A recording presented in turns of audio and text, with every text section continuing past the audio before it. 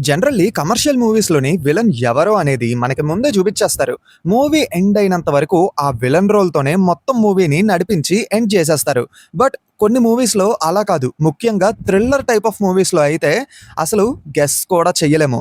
మేజర్‌గా క్లైమాక్స్‌లో ఇచ్చే షాక్‌కి చూసేవాడికి మైండ్ బ్లాక్ అయిపోద్ది. మరీ ముఖ్యంగా కొన్ని మూవీస్‌లో అయితే మొదటి నుంచి ఒకరిని విలన్‌గా చూపిచ్చి లాస్ట్‌కి ఇంకొకరిని విలన్‌గా చూపిచ్చి పెద్ద ట్విస్టే రివీల్ చేస్తారు. మేజర్‌గా ఇది డైరెక్టర్ అండ్ రైటర్ చేతుల్లోనే ఉంటుంది. మొదటి నుంచి ఆ క్యారెక్టర్‌ని మంచివాడు, సౌమ్యుడు, 10 మందికి మేలు చేసేవాడు అన్నట్టుగా మూవీలో ఉండే వాళ్ళతో పాటు మనల్ని కూడా నమ్మించి, ఇంకా లాస్ట్‌కి ఈ క్యారెక్టర్‌తో అసలు ప్రాబ్లమే ఉండదు అనేలాగా మనల్ని హిప్నటైజ్ చేసి, లాస్ట్‌లోని క్లైమాక్స్‌లో ఒక పెద్ద ట్విస్ట్‌తోని బ్యాంగర్ వదులుతారన్నమాట. సో, ఈ విధంగా విలన్ రివీల్ అయిన తర్వాత బ్యాంగర్ ట్విస్ట్ అని అనిపించేలా చేసిన మూవీస్ గురించి, ఆ క్యారెక్టర్స్ గురించి ఈ వీడియోలో మనం మాట్లాడుకోబోతున్నామన్నమాట.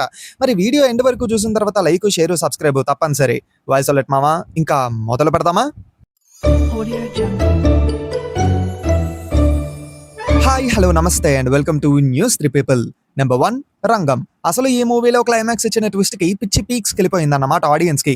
అప్పటి వరకు జనం కోసం వచ్చిన నాయకుడు, గ్రేట్ పర్సన్, అసలు ఇలాంటి నాయకుడు కదా రావాలి అని ఫీల్ అయ్యేలా చేసిన పర్సనే మెయిన్ విలన్ అవ్వడం. మాక్సిమం అందరం ఏంటంటే ఒకటే అనుకొని ఉంటాం. ఈ మూవీ చూసేటప్పుడు అన్నమాట. మూవీ క్లైమాక్స్‌కి వసంత సీఎం అయిపోతాడు. ఎక్స్ సీఎం యోగి అలాగే అపోజిషన్ లీడర్ కొండలరావు ఇద్దరు కలిసి వసంత మీద అటాక్ చేస్తారు. ఈ కైండ్ ఆఫ్ క్లైమాక్స్ ఏమైనా ఉంటదేమో అని ఊహించుకొని ఉంటాం. మేబీ ఒకవేళ ఇలాంటి క్లైమాక్స్ ఉండుంటే మూవీ హిట్ అయ్యేదేమో గానీ ఈ రేంజ్ ఆఫ్ గుర్తింపు అయితే వచ్చుండేది కాదు. కానీ ఈ రేంజ్ ఆఫ్ అప్రిసియేషన్ రావడానికి రీజన్ అప్పటి వరకు మంచోడిలా కనిపించే వసంతే మెయిన్ విలన్ అవ్వడం.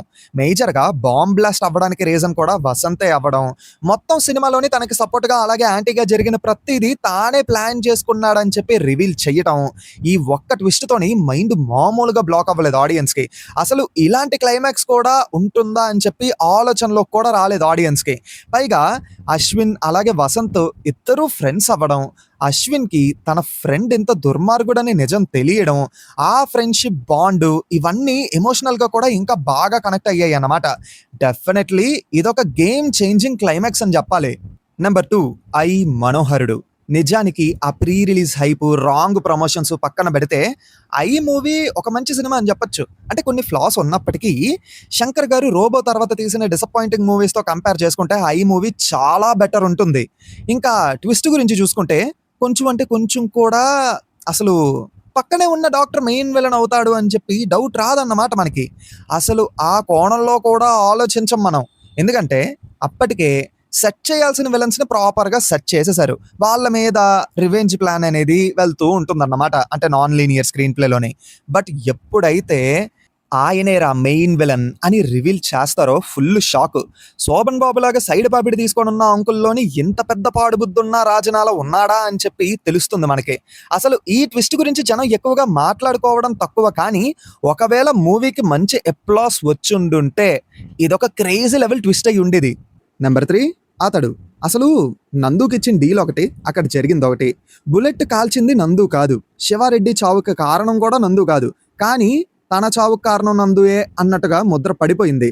మెయిన్ అసలు ఇక్కడున్న పెద్ద డౌటు శివారెడ్డిని ఎవరు చంపారు అని. కోట గారు ప్లే చేసిన బాజిరెడ్డి మీద కూడా డౌట్ రాదు మనకి. ఎందుకంటే ప్రీవియస్‌గా అంటే మూవీ స్టార్టింగ్‌లోని నందుకి ఆ డీల్ ఇచ్చేదే బాజిరెడ్డి కాబట్టి. ఇంకా నందు ఫ్రెండ్ మళ్ళీ ఏంటంటే మూవీ స్టార్టింగ్‌లోనే కార్ యాక్సిడెంట్‌లో పోతాడు. ఇంకెవరు చంపుంటారా అన్న డౌటు మనలో ఉండిపోద్దన్నమాట. అలా లాస్ట్‌లోని నందుకొచ్చిన ఒక చిన్న డౌట్‌తోని బాజిరెడ్డి దొరికిపోతాడన్నమాట. బాజిరెడ్డి సీఎం అవ్వడం కోసం శివారెడ్డిని చంపించేస్తాడు. దీనికి సంబంధించిన ప్లాను మల్లీతోని అంటే నందు ఫ్రెండ్ మల్లీతోని ఏస్తాడన్నమాట.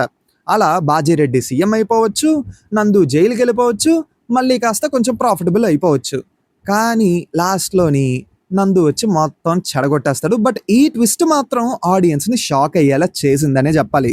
నెంబర్ 4 మంగళవారం. అసలు ఈ సినిమాలో ట్విస్ట్‌ల గురించి డిస్కస్ చేయడం కష్టం. ఎందుకంటే సినిమా లాస్ట్ 30 మినిట్స్ ఒకదాని తర్వాత ఒకటి ట్విస్ట్ రివీల్ అవుతూనే ఉంటుంది. మనం అనుకునేది ఒకటి, అక్కడ జరిగేదొకటి. ప్రతి ఒక్క ట్విస్ట్ కూడా మైండ్ పోయేలా ఉంటుందన్నమాట. బట్ అస్సలు ఎక్స్‌పెక్ట్ చెయ్యలేనిది ఏదైనా ఉంది అంటే జమీందార్ వైఫ్ మహాపతివ్రత అని అనుకుంటాం కదా! అంత సీన్ లేదన్నమాట. జమీందార్ వైఫ్ జమీందార్ కంటే పెద్ద కిలాడి అని చెప్పి తర్వాత తెలుస్తుంది మనకి. అందరి ముందు గుడిలోన నా స్వామి కొలువై ఉన్నాడు అన్నట్టుగా పోజ్ కొడుతూ రాత్రి అయ్యేసరికి సైడ్ చిక్కుతోని గుడి వెనక నా సామి గుర్రం ఎక్కి కూర్చున్నాడు అన్నట్టుగా ఉండటం. నిజానికి మూవీలోని జమీందార్ కొంచెం పొగరబోతు అన్నట్టుగా చూపించారు కానీ జమీందార్ చాలా మంచోడండి. ఇంకా వాళ్ళ ఆవిడ కొంచెం తేడాగా బిహేవ్ చేసి లాస్ట్కి పెద్ద విలన్ అయిపోయింది.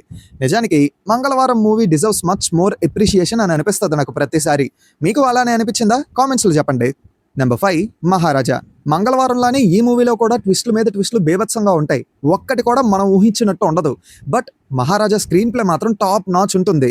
ఆస్పైరింగ్ ఫిల్మ్ మేకర్స్కి ఒక కేస్ స్టడీ అని చెప్పుకోవచ్చు అన్నమాట ఈ స్క్రీన్ ప్లే. అయితే అది పక్కన పెట్టేస్తే మూవీలోని అన్ఎక్స్పెక్టెడ్ ట్విస్ట్ ఏదైనా ఉంది అంటే అప్పటి వరకు కామెడీ చేసే uncle one of the villain అవ్వడం. మహారాజా కూతురు అలా అవ్వడానికి రీజన్ కూడా ఆయనే అవ్వడం. పోలీసులతో కలిసి కామెడీ చేస్తూ ఉంటే ఎవరికీ డౌట్ రాదు అసలు ఈ మనిషి విలన్స్లో ఒకడు అవుతాడా అని కొంచెం కూడా గెస్ చేయలేము. కానీ ఒక్కసారి నిజం తెలిసాక నవ్వించిన ఆ మనిషి మీద మనకు కూడా కోపం కట్టలు దించుకొని వచ్చేస్తుంది అన్నమాట. ఇన్ఫ్యాక్ట్ అక్కడ ఇన్స్పెక్టర్, హెడ్ కానిస్టేబుల్ ఇద్దరిలోని మనల్ని మనం చూసుకుంటాం. ఎందుకంటే నిజం తెలిసిన తర్వాత మన రియాక్షన్ కూడా అలానే ఉంటుంది కాబట్టి. మీకు సినిమా చూసినప్పుడు అలానే అనిపించిందా? కామెంట్స్లో చెప్పండి. నెంబర్ 6 రంగస్థలం. సినిమా స్టార్టింగ్లోని చిట్టిబాబు కాపాడిన వ్యక్తి, ఆయనకి యాక్సిడెంట్ అయితే చిట్టిబాబు సేవలు చేసిన వ్యక్తి, గతంలోని కుమార్ బాబు ఎలక్షన్స్లో పోటీ చేస్తే కుమార్ బాబుకి సపోర్ట్ చేసిన వ్యక్తి, దక్షిణామూర్తి మెయిన్ విలన్ అని చెప్పి మూవీ లాస్ట్లోని ఆయన రికవర్ అయిపోయిన తర్వాత తెలుస్తుంది కదా, అదే పెద్ద మెయిన్ బ్లాక్ అన్నమాట ఆడియన్స్కి.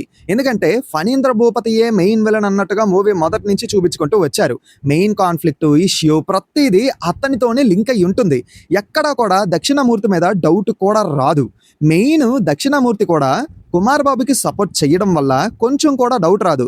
ఇంకొకటి స్క్రీన్ ప్లే ప్యాటర్న్లోని మూవీ స్టార్టింగ్ నుంచి చిట్టిబాబు దక్షిణామూర్తి మంచి వ్యక్తి అన్నట్టుగా ఆయనకి సేవలు చేస్తూ ఉండడం వల్ల అస్సలు డౌట్ రాదు. గ్రాటిట్యూడ్తో చేస్తున్నాడేమో అన్నట్టుగానే ఉంటుంది. కానీ ఎప్పుడైతే మెయిన్ ట్విస్ట్ రివీల్ అవుతుందో, కుమార్ బాబు చావుకి కారణం దక్షిణామూర్తి అని చెప్పి తెలుస్తుందో, మైండ్ కాస్త మాయాలోకంలోకి వెళ్ళిపోతుంది. అప్పటి వరకు మంచివాడు అని అనుకున్న ఈ మనిషి ఎంత దుర్మార్గుడా అని చెప్పి మనకు అప్పుడే తెలుస్తుంది. రంగస్థలం మూవీకి ఇంత హ్యూజ్ అప్లాస్ తీసుకొని రావడానికి మెయిన్ రీజన్ ఆ ట్విస్టే అని చెప్పాలి. ఎందుకంటే ఒక యూనిక్ ఫీల్ ఉంటుందన్నమాట ఆ ట్విస్ట్ వల్ల ఈ మూవీకి. ఇన్ఫాక్ట్ ఈ లిస్ట్లో ఇంకా చాలా మూవీస్ గురించి మనం మాట్లాడొచ్చు మామ, నువ్వు మిస్ చేసావు అన్నట్టుగా మీకు ఏమైనా అనిపిస్తే ఆ మూవీస్ ఏంటి, ఆ ట్విస్ట్ ఏంటి కామెంట్స్లో చెప్పండి. మేబీ నేను మిస్ చేసి ఉండొచ్చు. మీరు కామెంట్స్లో చెప్పారంటే ఆ లిస్ట్ నాకు ఏమైనా ఇంట్రెస్టింగ్గా అనిపిస్తే దాన్ని బట్టుకొని ఇంకో వీడియో కూడా చేసేస్తాను అన్నమాట. అండ్ ఆల్సో మర్చిపోకుండా వీడియోని లైక్ చేయండి. ఎందుకంటే వీడియోలు చూస్తున్నారు కానీ లైక్ చేయట్లేదు. చాలా మంది సబ్స్క్రైబ్ కూడా చేయట్లేదు. ప్రతి వీడియోని మరి చూసేస్తున్నారు. మీరు లైక్, సబ్స్క్రైబ్ లాంటివి చేయకపోతే మాకెక్కడి నుంచి ఇంట్రెస్ట్ వస్తుంది చెప్పండి ఇంకా మంచి కాంటెంట్తో మీ ముందుకు వీడియోస్ తీసుకొని రావడానికి. సో డెఫినెట్లీ లైక్, సబ్స్క్రైబ్ తప్పనిసరి. అండ్ ఆల్సో మీ సర్కిల్లో ఎవరైనా ఫిల్మ్ లవర్స్ ఉంటే వాళ్ళకి ఈ వీడియోని షేర్ చేసేయండి. వాళ్ళకి కూడా నచ్చితే సబ్స్క్రైబ్ చేసుకుంటారు. ఒకవేళ కొత్తగా ఎవరైనా ఇప్పుడే ఈ వీడియోతో మా ఛానల్ని విజిట్ చేసినట్టయితే ఒకసారి ఛానల్ని చూడండి, కాంటెంట్ అబ్జర్వ్ చేయండి, కాంటెంట్ నచ్చితే సబ్స్క్రైబ్ చేసుకోండి. అదన్నమాట సంగతి. మళ్ళీ కొత్త వీడియోతో మీ ముందుకే ఖచ్చితంగా వచ్చేస్తాను. Until then take care and bye bye.